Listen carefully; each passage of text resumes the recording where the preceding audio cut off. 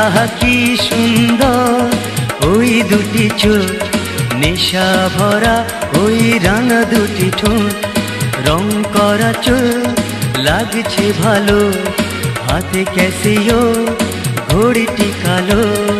জানি না কখন এই মনটি চুরি করেছে ওই মেয়ে।